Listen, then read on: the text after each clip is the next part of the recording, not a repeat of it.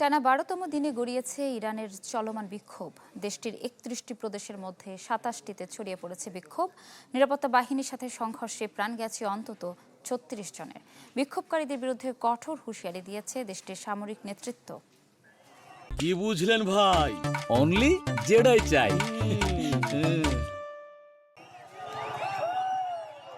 অর্থনৈতিক সংকট ঘিরে ইরান জুড়ে জ্বলে ওঠা বিক্ষোভ যেন ছড়িয়ে পড়ছে দাবানলের মতো। বুধবার রাতেও বিভিন্ন স্থানে ঘটে সহিংসতার ঘটনা। দক্ষিণ পশ্চিমাঞ্চলীয় লোরদেগান শহরে সশস্ত্র ব্যক্তিদের গুলিতে ২ পুলিশ নিহতের খবর পাওয়া গেছে।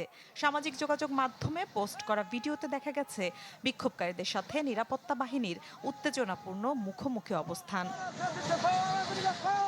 দেশটির ৩১টি প্রদেশের মধ্যে ২৭টিতেই ছড়িয়ে পড়েছে বিক্ষোভ, যাতে ১২ দিনে কমপক্ষে ৩৬ জন নিহত হয়েছেন বলে জানিয়েছে মানবাধিকার সংগঠনগুলো।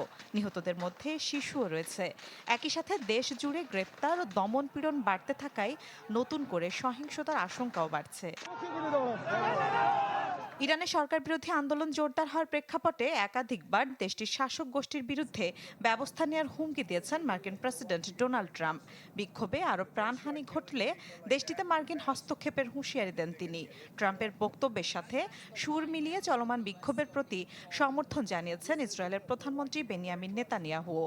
বিক্ষোভ সহিংসতায় সমর্থন জুগিয়ে যাচ্ছে সাবেক শাহের নির্বাসিত ছেলে রেজা পাহলভি।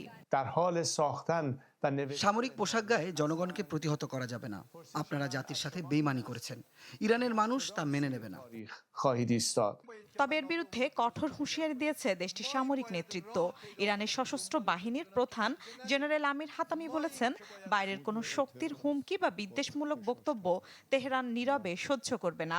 বিক্ষোভকারীদের বিরুদ্ধে কঠোর ব্যবস্থা নেওয়ার হুঁশিয়ারি দিয়েছেন দেশটির প্রধান বিচারপতি। যারা বিশৃঙ্খলা তৈরি করে বা সমর্থন করে তারা যুক্তরাষ্ট্র ও ইসরায়েলের স্বার্থে কাজ করছে। সড়কে অশান্তি, অনিরাপত্তা সৃষ্টিকারীদের ক্ষমা করা হবে না। সম্প্রতি মার্কিন ডলারের বিপরীতে ইরানি রিয়ালের মূল্যে বড় ধরনের পতন ঘটেছে, যার প্রতিবাদে গেল ২৮ ডিসেম্বর তেহরানে দোকানিরা রাস্তায় নামার মধ্য দিয়ে এই বিক্ষোভের শুরু হয়। পরে বিশ্ববিদ্যালয়ের শিক্ষার্থী ও তরুণরা বিক্ষোভে যোগ দিলে আন্দোলন দেশ জুড়ে ছড়িয়ে পড়ে। আন্তর্জাতিক পর্যবেক্ষকদের মতে গেল ১ বছরে রিয়ালের রেকর্ড দরপতন ও মুদ্রাস্ফীতি ইরানের সাধারণ মানুষের জীবন কঠিন করে তুলেছে। পারমাণবিক কর্মসূচি নিয়ে নিষেধাজ্ঞা, সরকারি দুর্বল ব্যবস্থাপনা ও দুর্নীতি অর্থনীতিকে আরও দুর্বল করেছে। মিলা খন্দকার, চ্যানেল 24।